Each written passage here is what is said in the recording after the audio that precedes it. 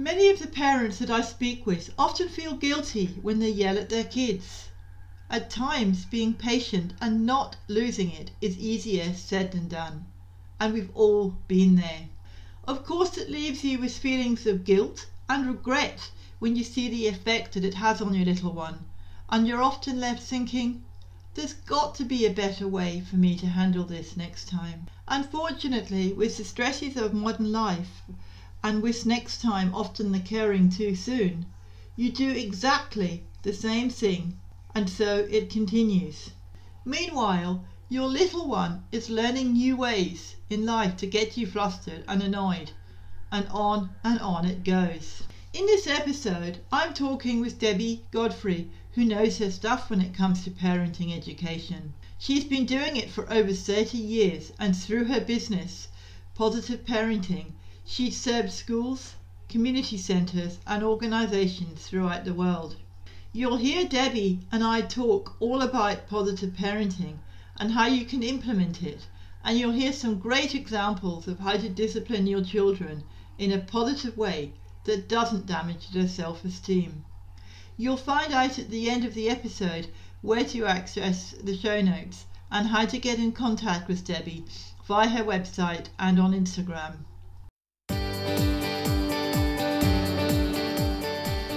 I'm infant massage instructor Helen Thompson. Hello and welcome to First Time Mums Chat. Being a parent for the first time is challenging and changes your life in every way imaginable.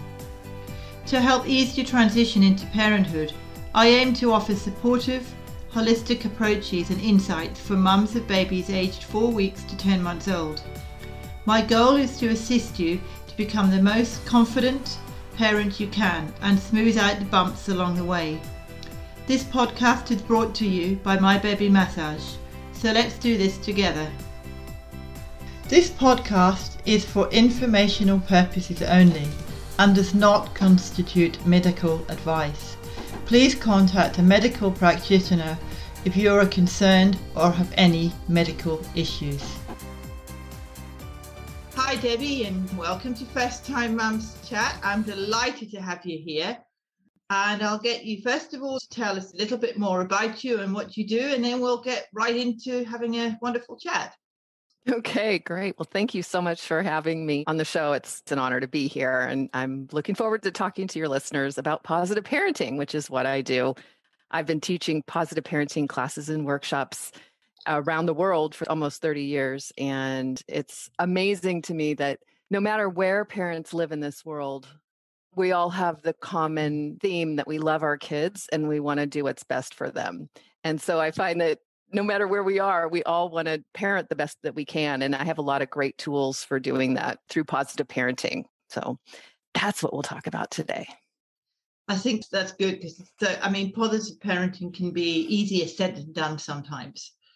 So I come from a childcare background, and I have all the things that I've been taught to do, and you breathe in, you relax, and you walk away for a bit and you come back. But sometimes it's not always that easy. Sometimes you do lose it. So what are some of the things that you like to do, particularly with sort of younger age group of children, if they're being really demanding to mum and think, mum.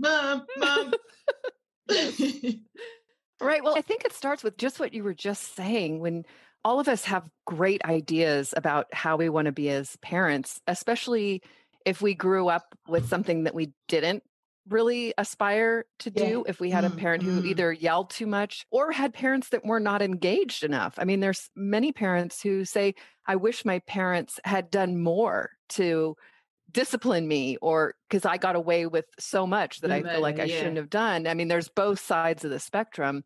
And so we go into parenting with these ideals, and until we get there, we think, oh, it'd be so easy. I'll just do it the way I think. But then, as you said, even knowing with your childcare background, knowing all these things to do, it's when you get to those points of stress. Yes. And that's when all the new information that you may have learned can go out the window, or the ideals that you set, because you revert back to your body memory and your memory of what you were raised with unconsciously. And so that's where that, the yelling comes in, or the the impatience or whatever it was that was familiar to you from your own upbringing. And so the most important part of positive parenting, the number one thing that parents can do is to take care of yourselves. If you Yes, know, yes. and I know everybody's been beating this down, but it's so true. And Mm-mm. I have a podcast as well, the Positive Parenting Pep Talks podcast. And of all of the episodes, it's so interesting to me. The Take Care of Yourself episode, where I talk about this, has the least downloads of all the 30 plus episodes I've put up so far. And I was looking at that going, what is wrong? Parents, you need to take care of yourself. So I'm going to do some work on that. I don't know if it's the title of it. Parents just hear it and go blah, blah, blah. But really, if you know that you lose your temper more when you're overtired, or when you haven't eaten enough, or when you haven't had a break in long enough, or whatever it is.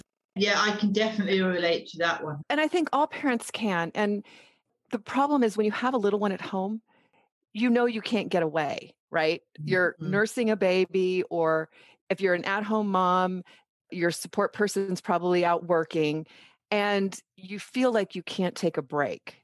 And so you're like, well, I can't do that. I'm nursing this baby, or whatever XYZ excuses.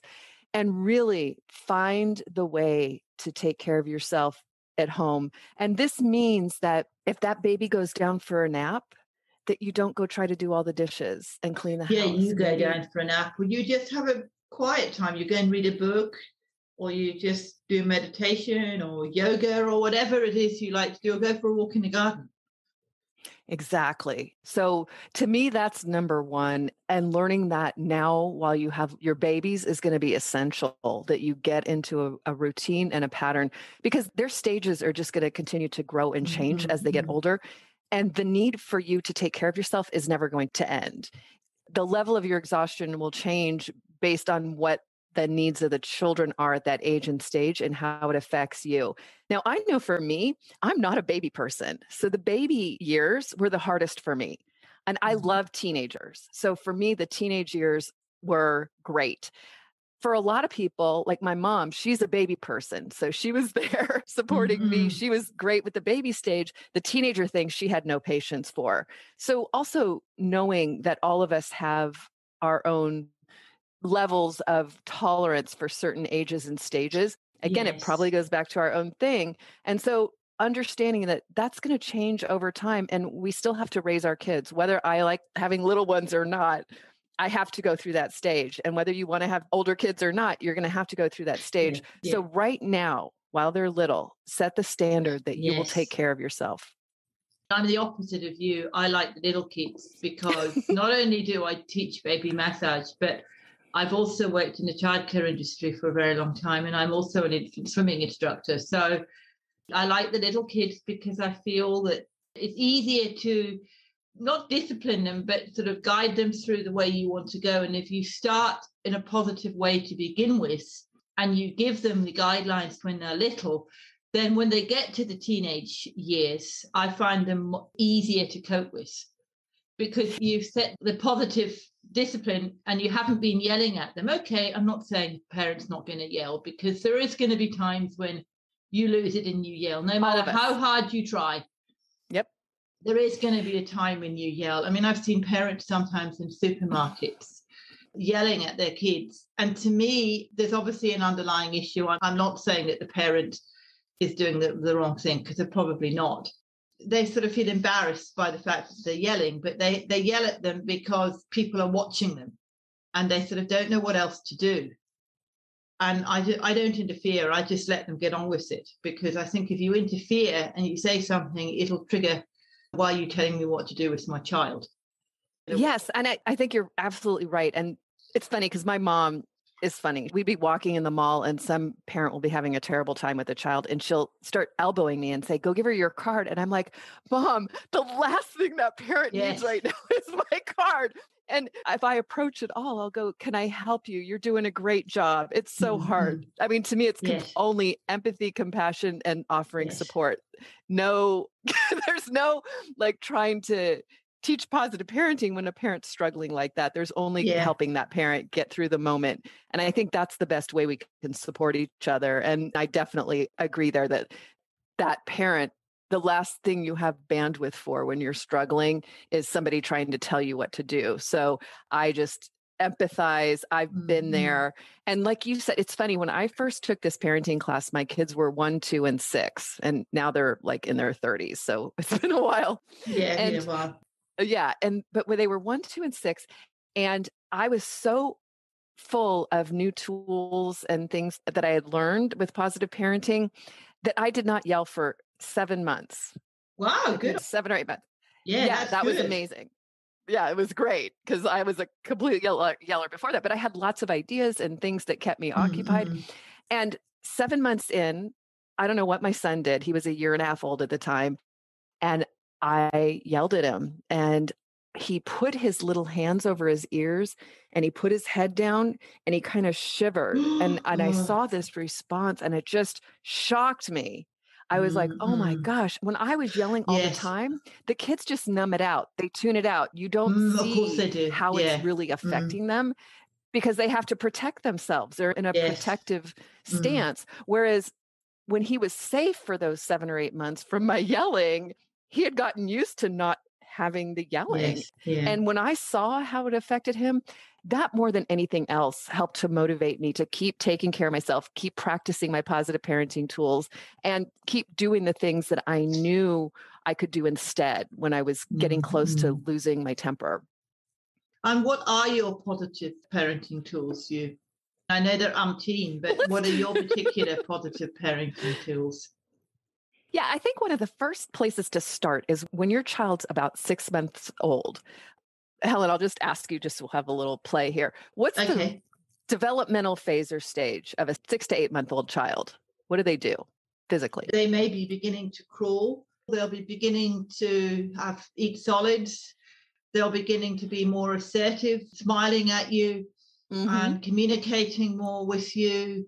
And also they'll be beginning to have their own personality as well. And they'll be beginning to know more of what they want and what they don't want. Absolutely. So they're starting to pick up, like they'll have a little screech or a way that they refuse stuff that they don't want. And they're starting to begin to learn that. Well, let's take the crawling phase. So when a child begins to crawl, let's go back a little. All kids have certain needs that they have to get met. And we're all born this way. This is something called Adlerian psychology, which says that all humans are born with social interest, and we're going to use our behavior to get our needs met. And those needs are to feel loved, to feel valuable, to feel powerful, to feel like we have a place, to belong, and to experiment and explore. So all of a child's behavior, and all of our behavior, in fact, is designed to get those needs met. Yeah. So all of our behavior is seeking ways to get the needs met, to feel loved, to feel valuable, to feel powerful. They're doing their basic need to experiment and explore in their world. So they're crawling around, they're scooching on the furniture, and they're getting around. And what happens is they get to the plant in the living room and they see it and they're like, oh, wow, a plant. This is me just talking baby talk in my mind. Okay. So they reach their hand in to take a handful of dirt out of the plant and they put it on your white rug. And you go over and you go, no, no, no. And you take the child away. And a little while later, your child is doing their need to an experiment and explore. So this is a basic need. All kids are needing to go experiment and explore in their world.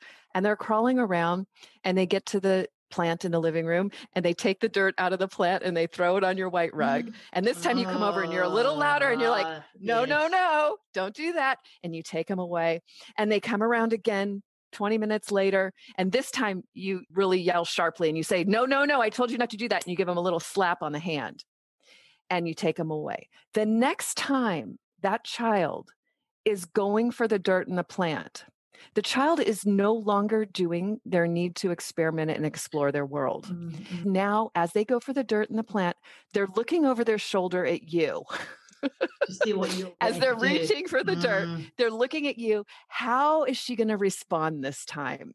And what that child has just learned through this several interactions is the joy of opposing. The joy of opposing is the goodie that kids and all of us get when we power struggle, when we Yeah, tell yeah. somebody no, when we're defiant, when we don't do what somebody says, and that person gets all mad. We feel powerful. So this little tiny 6 to 8 month child has just learned a way to get power in their Mm, world through misbehaving, through taking the dirt out of the plant. And so now the whole purpose of doing that is not to experiment and explore, it's to defy the parent.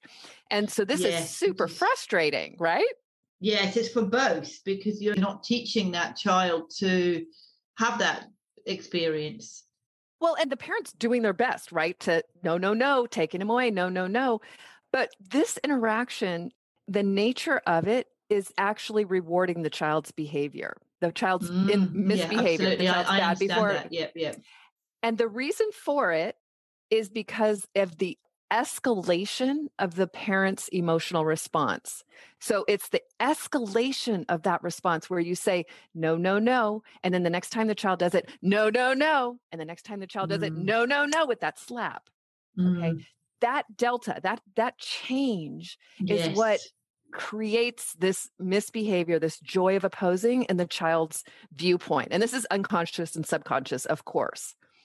So, all you parents of 6 to 9 month old children, do you want to know how to prevent the joy of opposing? Yeah, I definitely. Yeah, yes. That sounds fantastic. So, the whole idea is to understanding that it's the escalation of our emotional response that causes it. So, the alternative is to respond like a broken record. So, what you Mm, have to do is every time your little child approaches something and you're about to discipline them, you want to take a moment and just say, what's the best discipline response right now? So, in this example I'm using of the dirt in the plant, and this is an actual example. My son actually did this. And now I have grandkids and I'm doing the same thing with them at this age. So, mhm. that when they're going for the dirt in the plant, the first time that happens, I know this is a potential misbehavior. Okay. Whenever a little child is getting into something that I know that I'm not going to want them to get into, maybe it's getting in the TV cabinet, maybe it's getting into something in the kitchen. All of you parents have areas in your home that you may decide to baby proof, which is actually the easiest thing, but there's going to be areas that you can't baby proof. So you're going to have to train your child to stay away from these areas. And this is the Mhm. training. And so when that child approaches this area, and right now I'm going to use my example, but I want all of you to be thinking of where in your home are you going to need to figure this out so that you can visualize Mhm, doing this mhm. with your child. And so the first time he goes for the dirt, I'm going to ask myself, how could I respond here? And you want to do something reasonable. You don't have to come up with rocket science parenting. You don't have to take it in my 15-hour class. Just come up with a reasonable response in this situation. And you're going to use that response like a broken record. So in this case, I said to myself, I'm just going to pick my son up and say, Michael will learn if he wants to play in the living room that he can't take the dirt out of the plant, or I'll go put him in the kitchen and I'll go plop him down in the kitchen. Okay. So 10 minutes later, back at it again. He's going for the dirt and plant. And I'll come over and go, Michael will learn that if he wants to play in the living room, that he can't take the dirt out of the plant, or I'm going to go put him in the kitchen. Plop. Michael will learn, plop. Michael will learn, plop, over and over and over and over. And eventually they stop. Now, the younger the child is, the more repetitions it takes. So the two best positive parenting tools for kids under 18 months old is repetition, which is what I'm talking about here, Mhm, and mhm. redirection, I which was going is to say the taking it away. redirection. Yeah. Yeah, those are truly your only two positive parenting tools that you have until they get more verbal and a little more capable of some other thinking processes and physical processes as well. And so in this case, you're going to do that. And you need to be prepared because it might take 10, 20, 30, 40 different repetitions, and then Mhm, they just mhm. let it go. So, what happens, Helen, if a parent's doing this and they get to the 28th time and they lose it and yell? So now they've gone back to the joy of opposing, and now they know it takes 28 times to break you down. And so next time I'm going to have to push you that many times and more because I need to push you until you break down. Mhm, And that's why it's important that you think about doing this like a broken record, no matter how many times it takes. So my grandkids come along, and my little grandson, we were sitting on the grass on a blanket, and he got to the edge of the blanket. He was actually 5 months old at this time. And he scooches over and he picks a leaf up and he's about to put it to his mouth. And I'm like, oh, This is my opportunity. Okay, what am I going to do? And I'm like, okay, I'm going to stick my hand between his mouth and the leaf so he can't get the leaf in there. And I'm just going to nudge his hand away gently and just say, And that's all I did. So he'd put the leaf to his mouth and I'd stick my hand between the leaf and his mouth and I go, And I started counting in my head, 18, I was up to 27, 32, And on the 37th time, he dropped the leaf and he moved on to something else. Okay. 37 times I responded like a broken record. It was less than 5 minutes. And for me, it was joyful because I knew what I was doing. Now, if you're a parent and you don't understand that you're training your child, those repetitions can get super frustrating. But when you understand that this is how your child learns best, look at the way that your child reads a book. Like when your little one picks up a book that they love over and over, you read that book to them 100 times and more, over and over. This is how little children learn, is through repetition and redirection. There is no evidence to support saying something to a child one time and having them learn it at this age or really any age. No, I agree with you. Definitely. And yet we expect that of discipline. We think, a little smack or a yell that they're going to stop doing something. And they absolutely don't, because they need repetition and redirection. And if we can do it in a positive way, they'll learn. It'll build their self-esteem. It'll create a much more bonded experience between us and our child. And we'll be able to go into those down the road teen years with a much better bond in place. And we'll have a lot more influence in the future. And I think the respect they learn, if you respect them, then you're teaching them to respect you.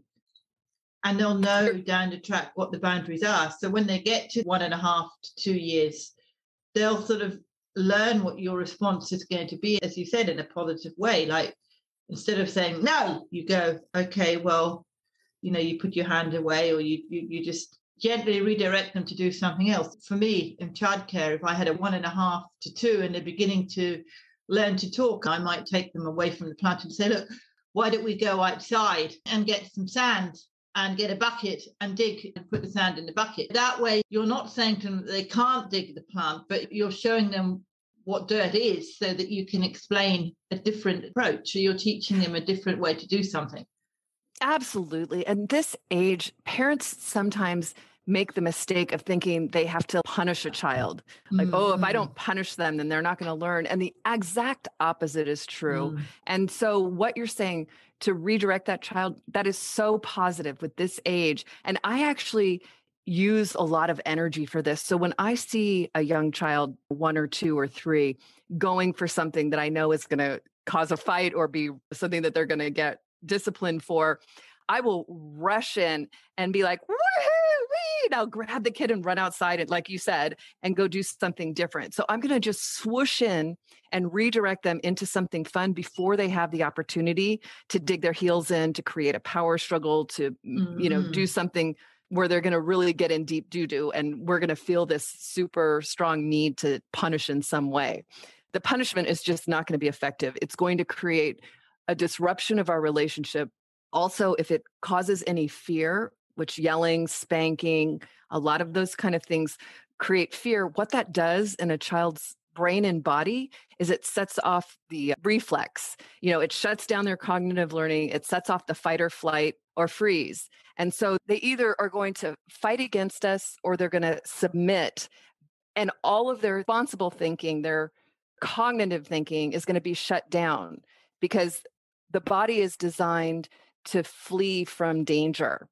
And a parent coming across with hitting and yelling, it sets off that biochemical response of fight or flight in a child, and it shuts down their thinking brain. So if we could avoid setting off that fight or flight response in our children's body and brains, they become so much more capable, so much more helpful, and their behavior is so much better because they're doing things because they know why they're supposed to do it, as opposed to this mindless, I just have to get away. I'm afraid of getting hurt, or I have to fight to get what I need. Yeah. They don't have any in between.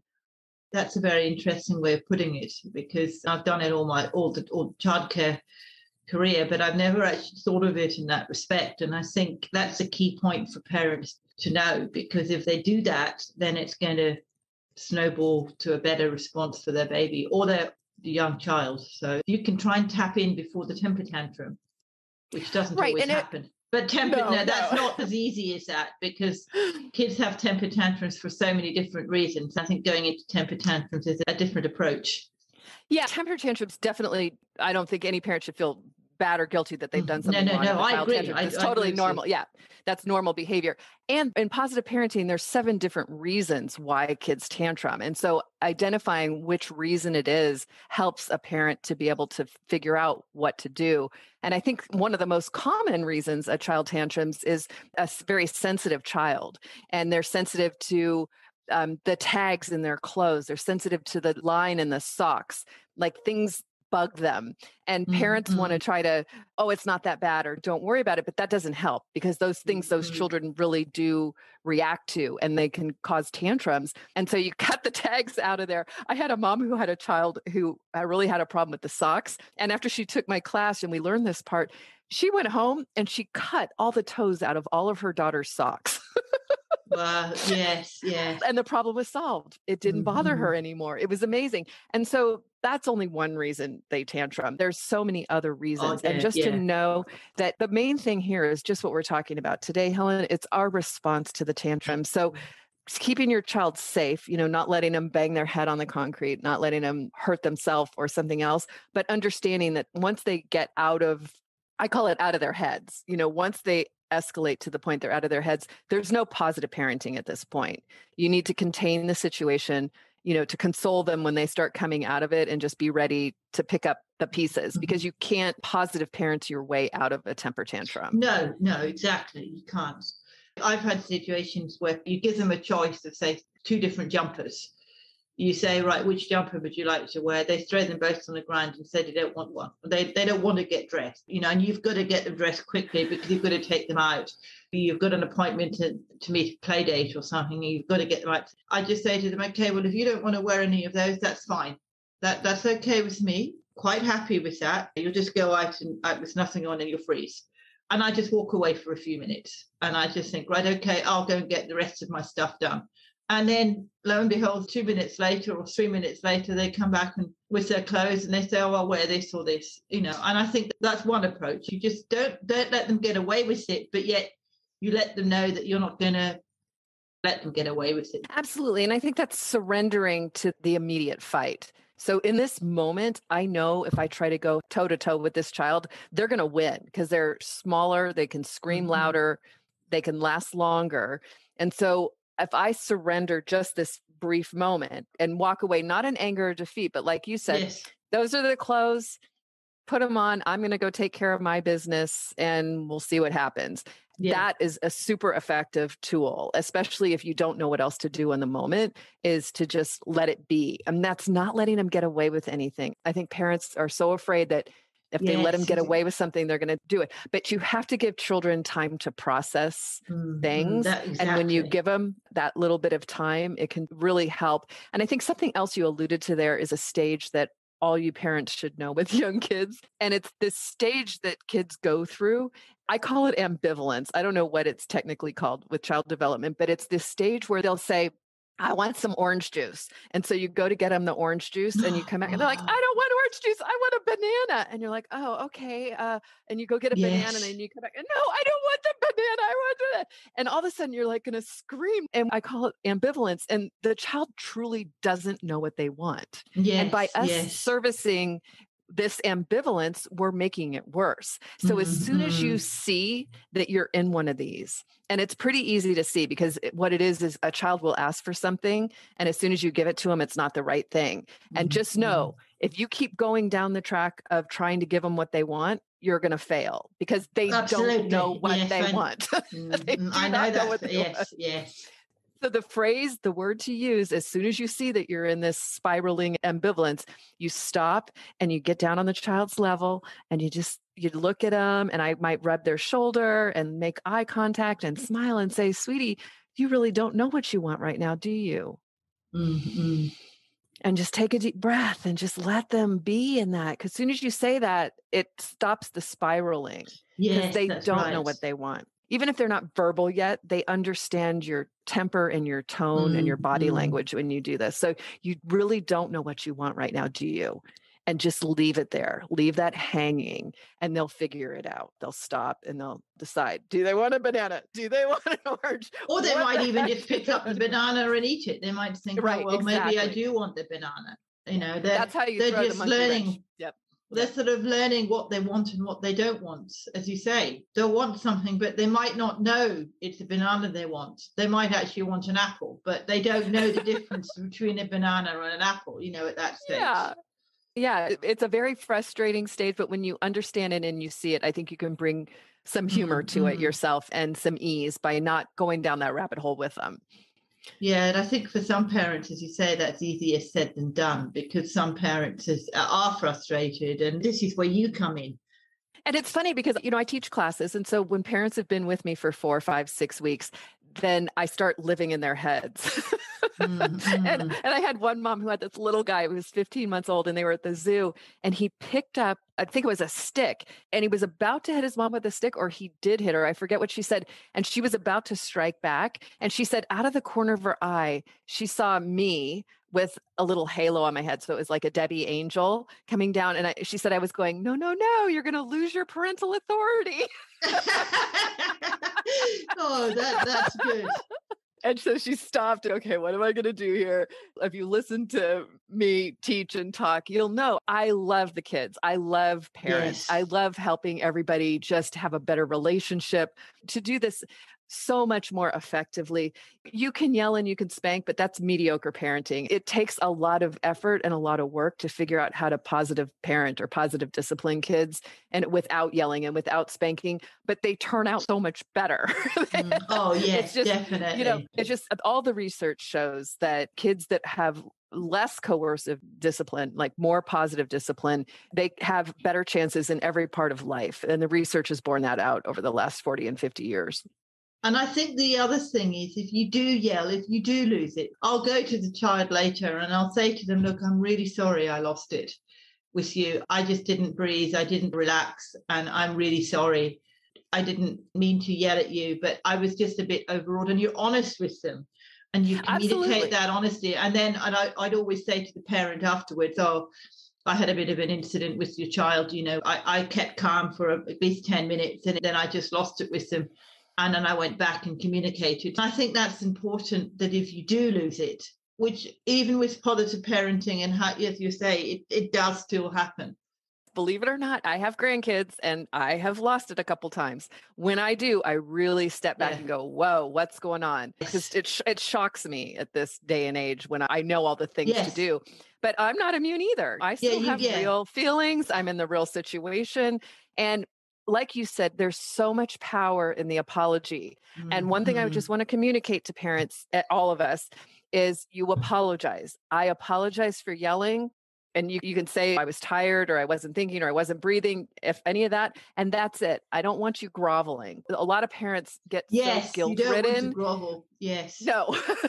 It's a mistake we all make. You're not a bad mom. You're doing the best you can. Yeah, exactly. You're going to lose it sometimes. You go, you say, I apologize for yelling. I was overtired. I'm going to take care of myself and do my best not to do it again. And you move on. So, and you're teaching them respect while you're doing that. Right. You're teaching them that you're human, and it's encouraging them to come to you and say, look, Mum, I'm sorry I got upset or I yelled, because you're communicating both ways.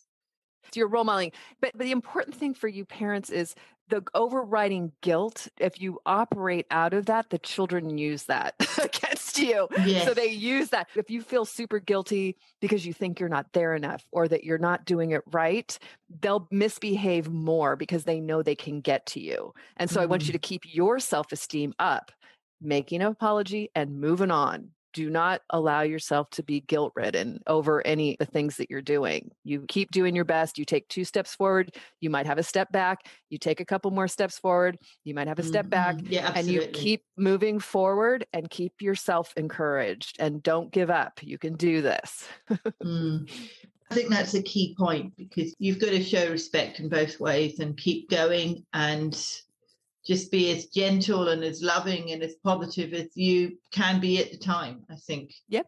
Yep. Doing your Yeah. best. That's all this job calls for, is to do your best. Yeah, I agree with you there. So have you got any other tips? The most important thing, I think, for parents is to really connect with your children. And we have a tool that I teach in the positive parenting class, and it's called a GEM, a genuine encounter moment.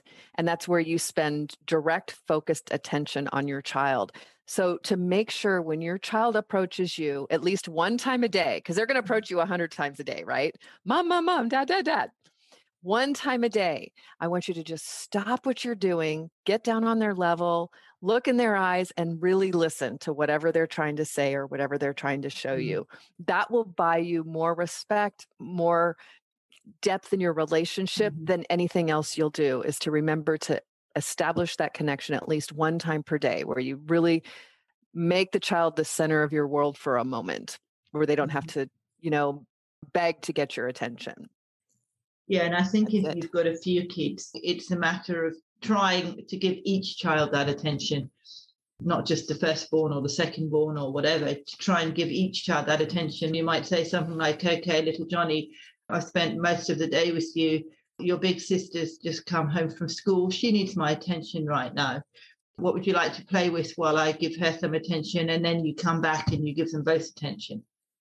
Yeah. And I think that works when everybody's getting I call it 1 gem per day per child. So if everybody gets 1 gem per day, they can usually maintain. It's like putting money in an emotional bank account and keeping those bank accounts full.